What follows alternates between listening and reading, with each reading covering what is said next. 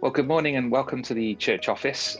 Today I've got the privilege of interviewing John Truscott, who is known to many of us as really the church administration guru. John, you've got years and years of experience and we're really looking forward to interviewing you. So thank you for joining us today. Yeah, it's great to be here, Gavin. Thanks. I'm on a number of different forums, John, and it's lovely to see people just posting and reposting your material that you've got on your website, or they talk about your experience or training that you've done. So, we're really grateful to get the opportunity to be able to talk with someone who's been in this a long time in the game, I suppose. I'm geriatric now. Looking at my face alongside yours, I feel my age. Well, you're looking healthy, definitely. Well, I'm still as passionate and excited about church administration as I ever was. So, yeah. But that hasn't diminished. Yeah. The body may fail, John, but the enthusiasm doesn't. So, John, tell us a little bit about your experience of Christian ministry, and you've got a long history of serving churches, both in a role and then serving from outside churches as well. Oh, you'd be bored stiff if I give you the whole life's history. Very, very, very briefly, I started off after uni as an engineer. This is going back some years now, with transportation, which I love. Okay. But I was doing Christian admin work in my spare time. I was running a trust fund. And God spoke to me over a year or two and said, why not switch the part-time voluntary work for your day job, and the day job becomes your interest. And so that's what happened. And I joined Scripture Union as administrator for their schools work. Okay. And did that for 5 years. Met a wife in the process, working in the same office. And then went on to a church where I spent 3 years as what would be called an operations manager today. That term hadn't been invented very really in those days. But doing sort of senior administrative work for a large London church. But people were coming to me at the time and saying, well, this is interesting. We haven't seen this kind of appointment before.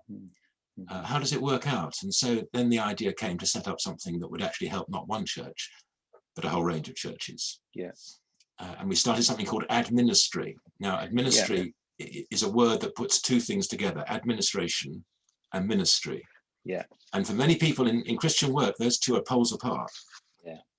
But because I believe passionately they have the same root and they are the same thing.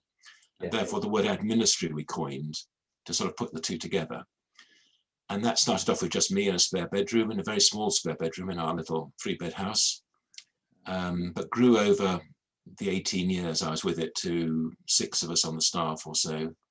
Wow.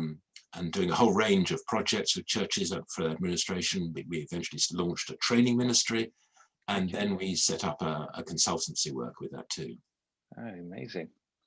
And I mean, that's incredible, administry. And I'd love to hear a bit more about your perspective on kind of, because most of the time kind of church administration isn't seen as a leadership gift, is it? It doesn't seen as a kind of ministry. It doesn't have the same kind of value, I suppose, in lots of different churches. And you were right at the start of that, changing that whole idea, that whole concept there. Okay, well, I suppose what we were longing to do was to change a culture in the whole of the UK. In those days, the idea of church administration was completely new.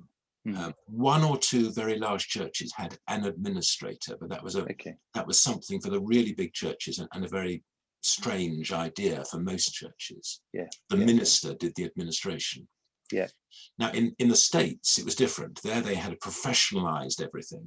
And there was very much more a highly professional administrative operation. But that was in an American culture. And what was available in this country was magazines and books from America that were wrong culturally for the UK.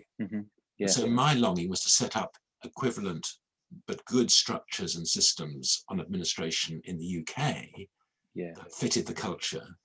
But also fitted a biblical model of administration, didn't go into this big business sort of side of things too much. And you clearly identified, the spiritual gift that church administration is, and in Paul's list, isn't he, lists a number of them, not necessarily in a priority order, but but they're all there to benefit the church as a gift of helping and administration. And I always talk about gifts plural of administration, because there's I mean, we all know that lists of gifts in what Romans 12, 1 Corinthians 12, Ephesians 4, and 1 Peter and so on are sort of examples of gifts. They aren't sort of a complete list. Yeah. And in 1 Corinthians 12, there's listed the gift of, well, it was translated in the NIV administration or administrators. They've changed it now. And the idea is much more of leadership and governors, but there's a gift beside it called helpers. Or helpers. Yeah, it's lovely, isn't it? Yeah. And that's your basic administration gift, I think. The original word gives us the word rota in this country. Those who take their turn. And so I talk about gifts of administration because to me there's a spectrum from the lowly sort of putting the chairs out for the meeting, through to the leadership responsibility of operations, and structures and systems, designed for a church that are appropriate to let gospel work go forward. And so I just love the idea of there's a whole range of gifts in the administrative sphere, organizational sphere. Yeah, that's right. And I think one of the jobs that I've got a real passion for is helping people who are doing, who've got gifting right across that spectrum to make the connection to the gospel. So when you're laying the chairs out or you're doing these practical tasks, then actually you are participating in a very practical way to the gospel ministry going forward. Exactly. And people don't make those links very quickly, do they? And easily. Well, if I'm at a conference, I mean, what I want to do in the evening is go around the conference room straightening the chairs. Yeah. I don't mind if people laugh at me for that, but my gift says I want people to come into here tomorrow morning and forget about the chairs and listen to the speaker. And they'll worry about the chairs if they're still all over the shop and don't look tidy. So I laugh at myself, don't worry. I'm passionate about everything from the chairs and the drains and all that stuff. Right the way through to structures, systems, enabling leadership to flourish in a church. Yeah, I love that. I've got a thing for chairs as well. So, and now we've got to do them 2 meters apart. So, I've got a 2 meter stick that we use, and they laugh at me when I'm, measuring and checking everything's been. Oh, I'm delighted that they laugh at you too, Gavin. I think that's the person they all laugh at. Chair ministry, they call it for me. So it's like my side gift here, laying out the chairs and laying out rooms the best that you can, because all these things do make a difference. How people feel, the flow, people coming in and hearing the gospel, not being distracted. All these things have to be thought about, and those details need to be. And what I want is for people not to know that anybody put the chairs straight. All they're concerned is quietly to the speaker or taking part in the worship or whatever it happens to be. And that's the fun of being an administrator. I often say that good administration is invisible. You shouldn't be aware it's there. So if you want to be a great big leader and famous person, don't come into administration. It's not the ministry for you. It's a behind the scenes work. God will give the glory. God gets the glory and will reward. Absolutely right. Yeah, I just love that perspective. It's a great reminder, John. Absolutely great. So from administry, then you've set up this. You've got 6 people working for you. You're serving UK churches with a perspective on church administration in Christian ministry, and you've started then developing a consultancy and training business. Was that just a heart to go, I see a real need for churches to have this kind of support? Well, we were so excited about what we were doing. Training came naturally. I mean, we used to train. This is going back to the 1980s and 90s now. And we did a lot of training in welcome. How do you organize a good welcome in a church? In communication, how do you get things across in a church? Long before the internet came along and things like that, we were doing stuff like that. And consultancy, we were helping churches. It was really easy stuff in those days. They had these new inventions called a photocopier or an answer phone, which we call voicemail now. These were new inventions in those days. And should a church have one? And what should it do with one? How to use it, yeah. Yeah, so I'm sorry, this dates me completely. No, it's great. I love We've it. come a long way. We've come a Here long. we are on Zoom, and we're talking about Yeah, photocopiers. yeah, yes. The idea of actually having something like this would have been unthinkable in those days. Yeah. So that all developed up until, and I moved on from ad ministry in 1999, still going back a long way, and set up as an independent, self-employed consultant and trainer for churches in what I call creative organization. I love that. Yeah. So not just administration, but communication, management, planning, all that side of church life. Yeah. But wanting to show it's a spiritual ministry, wanting to get people excited about it. Oh yeah. And loving it myself. Yeah. I do love your passion. I absolutely do. It really just flows out for you, and it's just put in the right place. It's brilliant. And so from here, then you've done church consulting, and then you've set up UCAN and begun a process of setting up a network, I suppose, because I mean, one benefit that I've had hugely is connecting with other churches. That you go and speak to someone in the same role as you're doing, you go and see their building, you see their staff, how they operate. Man, I've just learned so much from those times. And I suppose that was what the heart was for UCAN, was it? Yes. I have to go right back to administry days to explain this. Okay. Back in the 1980s, we set up something called in administry, called the Church Administrator Resource Centre. Our work was with churches in general and with leaders and with administrators, but we had a special niche for people employed as administrators. Okay. Anything from a receptionist, very part-time receptionist, secretary, through to an operations person. Although they weren't called that in those days. And we set up this, so we had a network then, and I remember in 1983, do you remember it well, Gavin? At your young age? Three years old then. We ran our first conferences for people employed as church administrators, one in London, one in Leeds, and we had about 20 to each.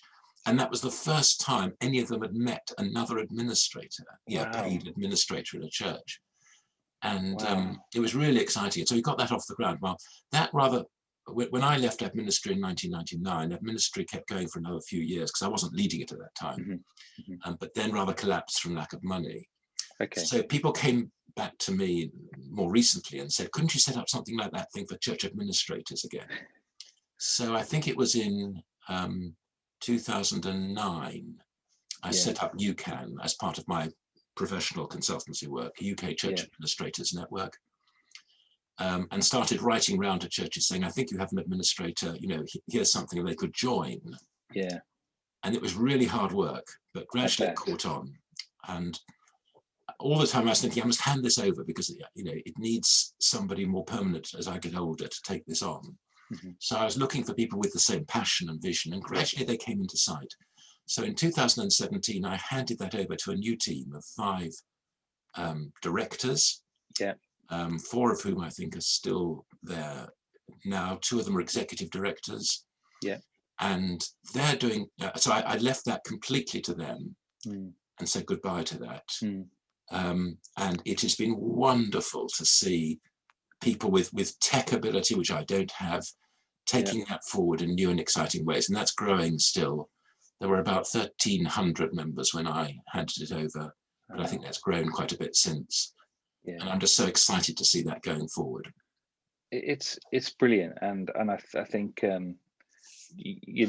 your work for over 20-30 years to establish the ministry and then to establish UCAN is remarkable, John. I think want to say thank you to you and the hard work that you've done, because I know I've benefited from UCAN. I know a number of churches have, and I'm based in Wales, where I have never came across UCAN until this last year.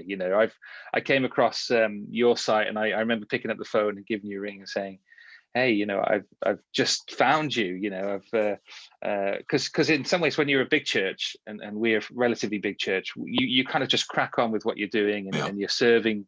And if people come and ask you questions, then you love to serve, but you don't actively go out and join. It's always been a problem for me, because some of the biggest churches didn't want to join things like that. Oh, really? Because they said, well, we don't need it. We've got everything we need. And I was screaming at them, but other churches do need your expertise and experience, because we need those who've been somewhere along this and who can afford a full-time administrator to help those who can only afford a sort of 10 hours a week administrator to see how it can work.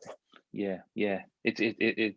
Yeah, I can absolutely see that. Yeah, and I certainly got on the phone as soon as I kind of found out about UCAN, and I've been developing the church office, saying, churches, some of the big churches we know and relate to, get involved in this. Get involved in the cutting edge conferences and some of the training and the opportunity to get on the Facebook forums. There's so much activity on there every day of churches interacting because of UCAN, and it is great. And there's one bit of UCAN I'm still involved with, and that's the distance learning course. They have a management distance learning now, a seniors thing, but I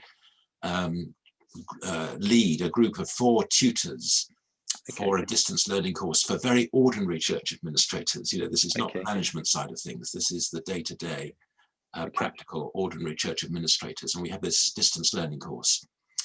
And it's wonderful to see how excited some people get at the material that they're given on that and the assignments they have to complete. And we as tutors just love helping to see an administrator blossoming and realizing this is a spiritual ministry, and then seeing how the secular world does administration, what we can learn from that, what applies and what does not apply in a church. And it's that distinction that's so important. Yeah, absolutely right. Yeah, because I think a lot of churches in Wales would see church administration as a kind of a business thing, like you're saying, and would be quite anti it, as if it's not a spiritual thing. And I've come across that with a few churches here, where we've had to sit down and have conversations that actually this is a spiritual gift, and what is available in the business world is actually a means of grace from God that we can draw from. Now, we're not going to adopt some of their principles, but we can adopt some of their methods and some of their practices, and it does take a bit of discernment sometimes, but often it's helping, tools that are available in the business world actually become very useful in our world. And when I first started, administration was usually done what we would say now very badly in churches, and that didn't matter because it was a voluntary society sort of thing, But now quality matters. Yeah, it does. Safeguarding, just think of the quality you require in safeguarding. Massively. But think of also the policies that you have to have and show. Now, in my day, none of that was around at all. Safeguarding hadn't been invented. Policies, the idea of having policies on everything and health and safety didn't exist. Risk assessments, I don't doubt exist. So there is a lot more administration to be done, but we need to do it well, and that's where we need to learn from the world how to do things well. We may have a different value system, and it's then saying, hang on a second, some people have to unlearn what they've learned administratively in the world when they come into a church. And part of my problem often is church councils or even elders or deacons who are steeped in administration and organization in their secular job, then have to actually unlearn some of that to work out how it works in the family of a church. I mean, think of the metaphors for a church in the New Testament: a family, an army, a body. It's not quite the same, but the quality, the need for quality is what is the same. Yeah, absolutely right. And the quality with people, isn't it, as well as just having systems in place? So not just building rotas, but actually building teams and all of that. So often churches have what I call a rota culture. You serve on a rota, and therefore you turn up every 4th week and do your stuff and go away again. What we need to have is a team culture, and the whole New Testament is of letters written to very small churches on the whole, which are very similar to teams. Yes, very about much how to look at all the one another verses in the New Testament. There's about 50 of them. Oh, there's loads, isn't there? Love one another, encourage one another, serve one another. And we need to get that culture of team working, which the world often pays lip service to. I mean, the National Health Service talks about teams, but they're often not. And we as Christians we've got the basic manual in the New Testament for teamwork. Absolutely right. Every member ministry is absolutely right, isn't it? Each member playing a part and being successful in that. Now, the scripture talks a lot, doesn't it, about pastors equipping the saints for ministry, and there's a role there, isn't there, for church administrators in what we're saying here? I think, well, there's 2 things. One, what I call the principle of release. The work of an administrator, for me, one of the key things is to release others for the frontline ministry they are gifted in. Mm-hmm. And for me as an administrator, I get real excitement out of seeing a frontline ministry flourishing because I've taken stuff off them that they probably couldn't do that well and didn't have the passion for, and was slowing them down and stopping them doing the work of an evangelist, a minister, a pastor, you name it. Yeah. So what I call the principle of release is one major thing for administrators, and that's where there can be real job satisfaction in that behind the scenes work. Yeah, absolutely. The other thing is if you are a paid administrator, we need to be training others up to grasp the value of this gift and to see their future. And I'm longing to see, new people coming through in their teens, 20s, 30s, who get a glimpse of this passion and vision for a real work of God. In the old days, ministers used to say, well, there are spiritual gifts and there are practical gifts, condescending practical gifts. Yeah, very much so. St. Paul would have none of that. You look at the order in which those gifts come. Yeah. Those helping and administrative gifts come in the middle of a list of very exciting gifts. Yeah. It's not as if there's a second tier or a championship, after a premiership or something like that. But they're different. One's front line and one's behind the scenes. Oh yes, they're different. Yeah. But let's allow gifted people on the behind the scenes stuff to be allowed to be passionate. Yeah. I love that. And I love what you're saying about your passion for 20s and 30s to come into this role. And I think we've seen in our culture here in our church, actually, that by me being in post and it being valued by the senior pastor, that actually it's broadened the understanding of Christian ministry. So actually, it's not just about a preaching, teaching pastor who, cares and does counseling and that kind of role, but actually it's a lot broader. So you can be in full-time ministry and serve as a church administrator in just a huge variety of different ways. And I love the fact that there are young people in our church who are seeing it and going, oh, I'd love to do something like that in the future. How can I begin to start to learn? Take me on this journey with you. Yeah, so I can pick up and learn, what you do day to day. Or give them some chairs to straighten. Seriously, get them in on the basic stuff. There's a loo, go and clean it. Because that's how you learn. That's where you get. Yeah. John, I've got one of these other things where we've got this. We've got a huge hall that seats, I don't know, about 1,000 people, and we've bought this extra wide Hoover, and it's wonderful. When you got the nice straight lines in your grass, well, this Hoover will straight line the carpet, and it's added to the chair ministry, getting these lines straight. And I came in one day and the maintenance team before church on Sunday had actually done crisscross ones, which totally threw me. So hang on, this is Sunday morning, we can't have it looking like this. But I would love to great. Lovely there and see that. Yes. I was working with a group of administrators a year or so ago, and I said to them, look, if you're geekish like me, you're just passionate about straight lines and everything being neat and tidy. And I said that if you come to our house, the thing I do last thing at night is go around and straighten the cushions on the sofa before I go to bed. My wife thinks I'm crackers. And there was a lady there who said, immediately said, I'm one better than that. She said, when I'm in a friend's house, I go round straightening their pictures on the walls. So, okay. Yeah, I love that obsessive nature. Yeah, we need to laugh at ourselves. We do. Yeah, we have to take ourselves too seriously. I did a podcast the other day, John, on just mistakes and things I wish I'd known right before I'd kind of taken on the role, and interacted with another church administrator, and we just laughed our heads off of errors and things that we've done wrong, things that you learn, and it's. Yeah, you don't have to take yourself too seriously. You can enjoy the gospel and enjoy your role, can't you? This is what's different about most people's view of administration. To most, it's dull, it's boring, it's deadly serious. Yeah. But I've tried all my life to introduce this creativity into it, this creative streak, and to say we serve a creator God. Yes. if he could create the world, surely he could create administration to be fun and interesting and innovative. And that's sort of been at the heart of much of my ministry, trying to think, what's the standard way of doing this? What's the opposite way of doing that, just to make me think outside the box? Is there a different way of doing it?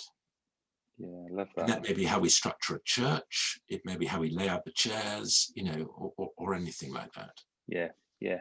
And when you're in a role, sometimes it takes, I suppose, a number of years or that confidence, that relationship to be built with those that you're serving alongside, that there is room for that, isn't there? So I know for me, the guys on our team have gone, right, you love Christmas, you love to organize things, you love to gather people together. You know, so I put a 6 meter high, you know, giant Christmas star on top of the roof and got it custom made and sponsored by a local firm. And you can see it from about 3 miles away, John. It's just, and you know, and people think you're a church administrator. Why are you doing, you know, why are you thinking about Christmas decorations and being creative? But it's now a talking point across the whole city. They're saying, have you seen that church with that giant star on their roof? Like, what are they doing? You know, let me tell you about Jesus, because you've interacted with the star and come on a Sunday, you know, come to our carol service or something. So there are great things like that, isn't there? There's room to create and think, and that's one of the passions that I love about church administration. Every day is different, and you can bring all the gifting that you've got to play in the field, you know, in your playing field. Yeah. We need to get away from this image, this rotten image that administration has. Yeah. And that's what I've spent my lifetime doing. In what I teach, in what I train, in what I write, and saying that there's, you know, there's a colourful world we live in. Administration is just as colourful. Let's use the colours. Yeah, I do love that. I think that's that's so great, so great indeed. So John, have you seen a connection over the time where a church has had somebody in place or good church administration? Have you seen the connection between that church really thriving and going forward? Because we can say, you know, a church won't grow or move forward without good church administration. We can talk about it as a theory, but have you seen that in practice? What have you seen? I talk a lot to ministers, because a lot of my work is actually with ministers. I have to help them handle their own administration and help them to see how to delegate much administration.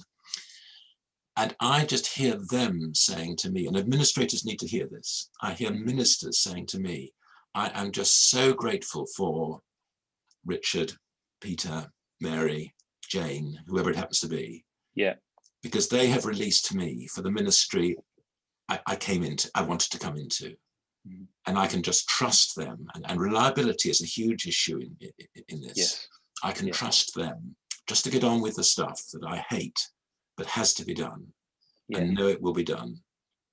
And that frees me and releases me and makes me stop worrying about all the little details. So quite often, it's just lovely to hear ministers say that to me.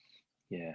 So that to me, I think that's an answer to your question, in the sense that rather than seeing a church, how do you measure a church is flourishing? It's always not easy.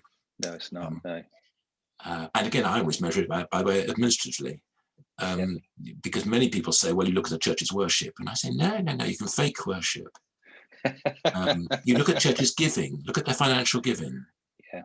You can't fake that. Yeah.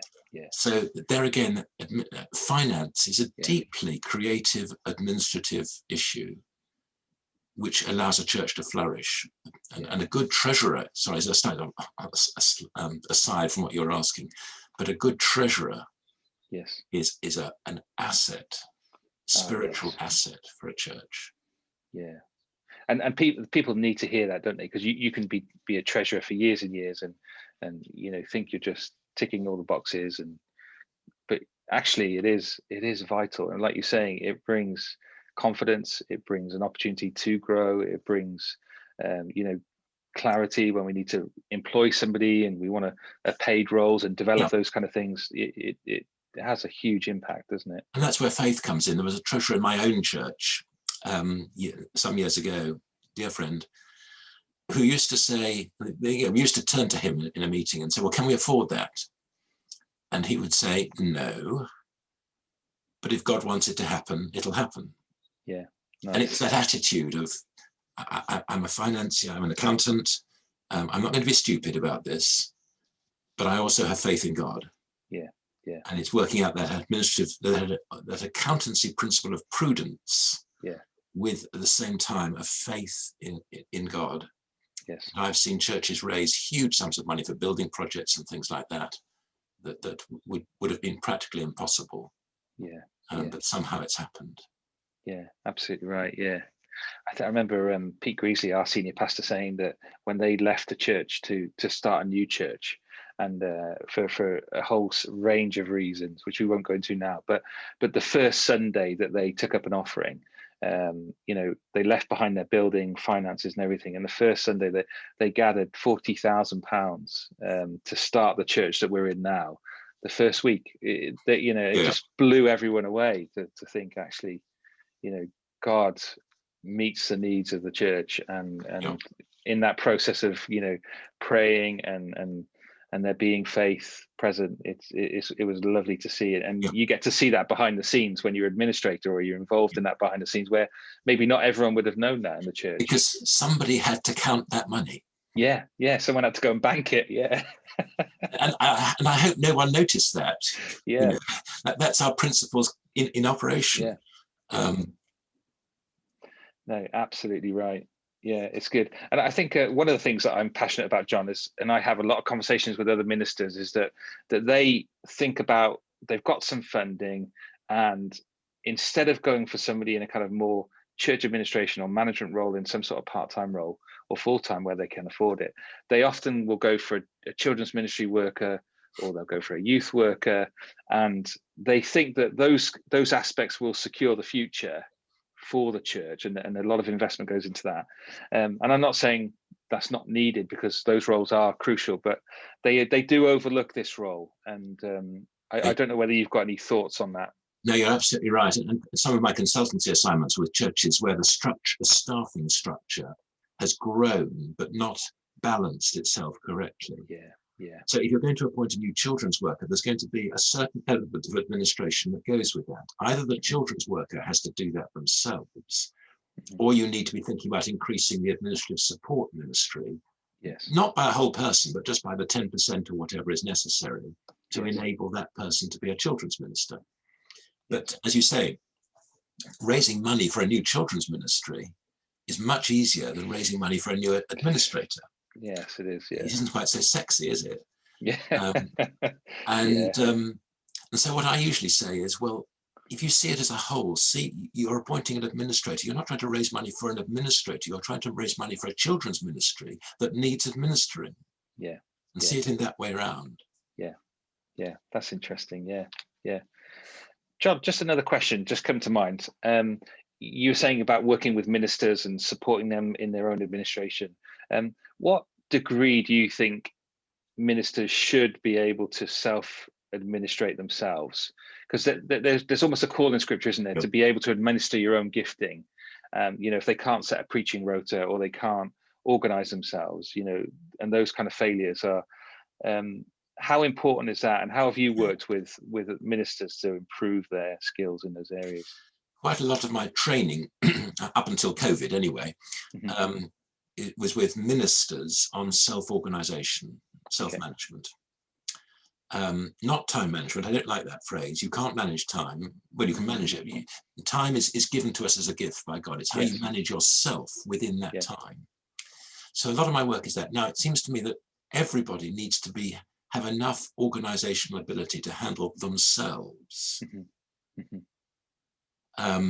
Not necessarily to be doing all the administration of the church, but there's a certain element need to actually think, how do I run a diary system? How do I turn up for the right engagements at the right time? How do I save, not on Saturday night being in a panic because I haven't got Sunday's sermon ready? When actually, for most ministers, as I often tell them, their job is actually to be interrupted. That is part of their ministry. To be available. So I think, to me, a minister who says they're hopeless at basic administration, I like that, because then we can give somebody else to help them, but they've got to learn how to do it for themselves, what they need to do of their own life. When a minister says, well, I'm actually a gifted administrator, my heart sinks, because they actually then tend to meddle in the administration of the church. That's true. And they may be able to do it better. That's the trouble sometimes. Yeah. But actually, we've ordained them or whatever, or licensed them to do something different, and they need to be able to do that. So we all need an element of self-administration, and that's where I want to help people with very basic things like, you know, how do you actually handle a workload that is so sporadic and so pressured and so uncontrollable? You know, someone rings in, my husband's just died, and you look at your diary and say, well, I've got a gap in 4 weeks' time, I'll pop round and see you then. It's not a very pastoral way of looking at bereavement. So, okay, you say, if that is an emergency, if they're the right person to do it, there's some big ifs here, and if it is urgent, then how do you reorganize your diary to fit round the crisis or whatever it happens to be? And we don't give ministers very much training on that. You know, no, we don't. We teach them New Testament Greek and Hebrew and Old Testament Hebrew, and we teach them preaching, homiletics, and ethics. But there isn't very much on the basics of self-administration. Yes. Yeah, that's really, really helpful, because you pick up on a really important point there, is that I don't think I've met any ministers who've had a module about, you know, managing themselves and managing a church in their training. You know, even local colleges here that are Brinterian and others, they haven't included those sections or haven't thought about or they might be optional extras in a summer program or something. And so the priority is gone. But lots of these ministers go into new situations where they haven't learned those, you know, it's almost, it's a perfect storm, isn't it? You know, they don't have the experience and the training to manage themselves. They don't have the experience of what it looks like to manage a church. And you go into a church where we've done it this way, and they're not particularly, you know, open to a huge amount of change. So new ministers going into roles, you know, the ability to seek out some training that you offer and some coaching is essential, isn't it? In that stage. I have trained in a number of theological colleges, Bible colleges, for usually with 1 day in the final year of the students. Okay. At least there's 1 day, John. I say, what can I do in 1 day? And some of them come back to me and say that was the one bit of training that was really practical and useful for the work we're going into. You know, we know all the important biblical stuff, but we actually need to be able to handle it in a way that makes sense. So I think I would love to see a more serious approach to practical administration in our minister training. But not because they're going to do it all. But it needs to be trained to how to delegate it to others. Yeah, that's good. So that they can handle themselves, and that's an important distinction. Yeah, that's really good. That is a really helpful and important distinction indeed. I mean, one of my passions from the church office is you know, I love the fact that UCAN network is serving churches and serving people in these roles. But I've got a similar passion to you, John, where I've come across ministers in Wales that don't have these understandings and don't have the opportunities, and conversation after conversation of, you know, talking to people about these things is great. And I'd love to see like a senior minister and a church administrator conference. I don't know if it's ever been done before. Well, but actually to bring the two together. Yeah, I've run a number of administrator and minister conferences together. Oh, really? And you get them coming together. You give them some work to do beforehand, which they're not allowed to see the answers of the other person. Okay. So how's the relationship working out? You know, things like that. And then you sit them there on a day, and if you're leading the day as I am, it's terrifying because anything could happen. But you give them some quality training altogether. Yeah. And get them in their pairs or threes sometimes. Yeah. Working at it and listening to how the other person views them. Mm-hmm. The administrator needs to hear the minister saying they appreciate them. And they may not be very good at doing that day to day. Yes. Yeah. And the minister needs also to be saying, but it would be so much better if you could actually do things in this way, or I'm actually irked by the way you're doing things here. Yeah, And the administrator then needs to say, well, I'm actually irked by the way you do this. yeah. It's not quite marriage related Yes, training, yeah. but it's not far off. So I've done a few of those, and that's, people have been really appreciative of them. I can imagine. When I was thinking about it, I thought this would be a great thing in Wales. Because in Wales there are a lot of voluntary people who are doing Yeah. these roles, and so the communication, the relationship breaks down even more than two people that are working together in a kind of scenario Yes. that we're saying. So it's well, maybe we just need to get you to come into Wales, John, and start a whole load Or of maybe you need conferences to and do it, training. Gavin. I don't. Well, yeah, I would love to. My passion is to support churches, and I love it that you can go in, John, and you probably experience this on a day-to-day, where you go in and you do a 2-hour session with someone, or you sit and talk to a minister, and they go away and start to implement it, and then you hear members, or you see on their website changes, and then you have conversations 6 months later, and things have moved on just by a simple conversation. Yeah. And it seems so basic to us, but actually it really is profound for those who hear it sometimes. Yeah. No, it's really exciting when you do a consultancy and find the church is taking things on board and really making a change afterwards. On the other hand, I do consultancies where things get blocked, and people say, well, that's a step too far. We actually prefer it back in Egypt rather than this promised land he's directing us to. Yeah. And so history repeats itself. Yeah. But what I am trying to do now a bit as I move towards retirement is get some of my training into print. And as you know, I have a website with all sorts of materials on it. So I'm just starting to get some of my training events now into a printed format. I love that. I think your website is brilliant, and obviously you've got a passion for cats as well, because I love all the comics, and I can imagine you've got a stroking a cat at home, John. We don't now. We used to. We don't now. That comes about from the idea of a church mouse. Sorry, to those who don't understand, there's cartoons on my website. I've got to get some sort of pictures into it and some fun into it somehow. And my artist we worked on the basis that churches have mice, so you have a church mouse, and therefore you have to have a church cat. Yeah. And therefore a cat appears with a mouse on many of the cartoons my artist has drawn, including those with a computer where you have a real mouse as a mouse, if you see what I mean. Yeah. Love that. But you've got a huge amount of resources on your website. I mean, when I first logged on and I spent an hour just looking through stuff, I was blown away by the depth of topics, the range of topics, how useful they are. John, you make them available for free. I just think what you're doing there is just wonderful. It is. Well, just to explain it, my website has a resources section with almost 200 items of print now. It's huge. I'm afraid they're non-tech in that they're print, that they're not interactive or exciting, things like that. But I'm trying to be able to pass on a lifetime of passionate work in administration. And God's been so good to me and given me a taste of so many different things that I'd hate it to die with me. So passing on UCAN to a new team was so encouraging, because the work can now expand in a way it could never have done with me. And I'd like to think that through a legacy leaving of print, I can leave some of my ideas about creativity and administration in how it handles. So they're there. If anybody, if you go onto my website, anybody can log into the resources section and take anything there. Yes, it's all free. I just want it to be available to the church. I love that, and I think we've taken the same premise on the church office, is to try and make all of our resources free.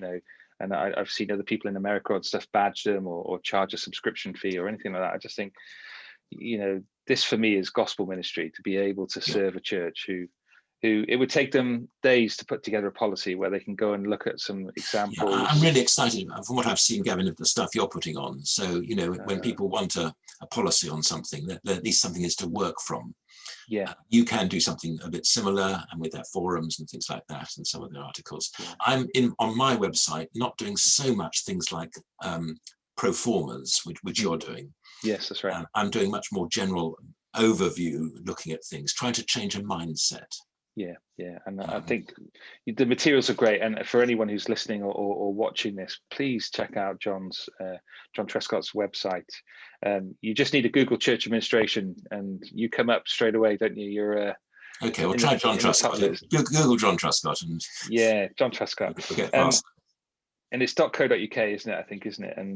I think, John, John, we've had... it's john-truscott.co.uk. Yeah. Great. So please definitely check that out, and look at those resources. And if you're thinking about doing some training, or I've looked at some stuff on there, John, for welcoming and just things that you can go through with your teams or volunteers, it's really, really, really helpful. John, just before we finish, what advice have you got for church administrators who are starting, or are new into post, and maybe lack a bit of confidence or a little bit of knowledge, and can identify some training needs themselves? What one bit of advice could you give from all your experience? One bit of advice is a bit restrictive. It is. As much advice as you like. Give it to us all, John. Give us all your wisdom here. Okay. First thing, remember God values your ministry. Yeah. That message may not come through in your church. Yes. If it does, that's great. But if it doesn't, God values your ministry. So what you're doing is of value in the kingdom. Yeah. So that is the foundational thing I think I'd want to say. Yeah. And then don't be frightened to be a fool for God. I.e., be passionate, put the chairs straight. As we were talking about, we laughed about it. Yeah. Other people may laugh at you, but let them. Yeah. And whatever you do, can I introduce the word reliability? Yes. We live in an age where we ask people to do things and very often it doesn't happen. And a Christian administrator has to be proved to be trusted and to be reliable. Mm-hmm. And therefore devise systems for yourself. I mean, I've got a rotten memory, but if I slip up on something that I'm supposed to remember, it ruins my entire ministry. So I have to invent systems for myself and writing things down and stuff like that. Yes. I had to remember to log on at 10 o'clock this morning, to this. So I have an alarm clock going at 9:45, because I'm in the middle of something else and I'm passionate about it, So don't be afraid to do that. But I want to say, even if your church doesn't respect it, this is Christ's work for his kingdom. And your satisfaction needs to be not in people praising you, but in people praising the one who's now been set free to do the work that they couldn't have done if you hadn't done your stuff. Yeah. And that's humbling, but actually it's deeply satisfying. If it burns in you about how this ministry for God can enable somebody else to shine. Let them shine. God gets the glory. You'll be rewarded in due course. Yeah. You have to see it through that lens, don't you? Yeah, living for the glory of God, living for the audience of one is one way that you could describe it, and remind yourself of that, isn't it? And fuel yourself on the gospel. It's so easy to put the gospel aside and think about all the practical things that I need to do, but actually the gospel fuels everything that we do, isn't it? Yeah. And making those connections to the gospel is so important. But also meet up with other administrators, link in with the church office, do things like that, because that'll encourage you and support you and help you see you're not alone. And so often when we first started ad ministry back in all those years ago, each administrator was on their own. They knew of nobody else doing stuff like they were doing. And even in the valleys of South Wales, that can be true too. And I've done plenty of work up the valleys in churches there. And administration is not necessarily the thing that comes to the fore in many of those little chapels and churches. So if you're on your own doing something like this, do link up. Through you, Gavin, I think you're doing brilliant work in Wales. Thank you. And I would want to say, link up with others, be part of a network. That's why UCAN is there, to encourage and help other people, and realize that you're part of a huge team that you may not have realized existed. They're there in God's army. Yeah, absolutely right. And there are conferences and there are ways to link in for ministers, aren't they? And take the opportunity to link into UCAN, to look at John's resources, look at the church office resources, and it's wonderful that there are different places that you can go and get different perspectives. And one of the strengths in UCAN is that you've got this huge range of different churches, haven't you, different denominations. If whether you're an operations person or a very junior assistant administrator, but you're on a church staff in that sense, do join UCAN, UK Church Administrators Network. Just Google them, it'll come up. Yeah. Churchadministrators.net is their website now. What they're doing is brilliant, and I can say that because I'm not part of it anymore, apart from just one small part of it. My materials are there to use if you want to link onto my website. And Gavin, your website too is I'm really excited about what you're doing, because you're producing really practical stuff that'll cut people's time when they've got to devise something. Yeah. And so often people write to me, email me and say, John, we've got to do this in our church. Where can we go for help? And what I do at that point is go onto Google and type in whatever they've asked for, and up come all the answers. And I send it back to them and say, here's some ways you can help. And I'm thinking, why didn't you do this in the first place? They think I'm wonderful. They think I'm absolutely wonderful. I come up with all these answers. Yeah. So don't be frightened to use the church office and all the sort of resources now at the disposal. I float off into retirement in the next few years. Although I'd love to keep writing on my website. So I want to keep writing in retirement. Well, we want to keep hearing it, John. Yeah, I think you just do use what's available and use other people's expertise. Yeah, absolutely, linking and do that. John, just before we go, I do want to say thank you on behalf of everyone that's worked with you and who's gone to your website. There's a wonderful gift that you've got, and there's been a pioneering role that you've done to establish so much support and structure out there for church administrators. And I think it's one thing that just strikes me is just your wonderful humility, that you passed on administry and supported that, and then where there's some changes needed, some input, you gave the input, and then you developed UCAN and you've passed that on. And I just think what comes out is that you're doing this for Christ, and you love Christian ministry, and you want church administration to be full of excellence, and we love that. And I love your example, and just getting the opportunity to talk to you and hear you talk about it is just your passion and your creativity just comes across. And I hope do the other way around, Gavin, as well. Just talking to you. Don't worry.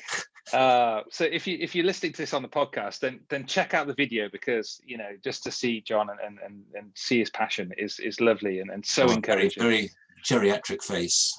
Oh no, you look better than I do, John. Oh, come off it. So the future for you is writing more stuff and enjoying your retirement and Well, I'm keeping going for a few more years yet. I'm not promoting myself anymore. I'm therefore I'm working a bit less hours than I used to. But I should just go on doing consultancy work that I'm asked to do. But more little less, and others will take over. But I'd love to keep writing. I've still got lots of things to write. Great.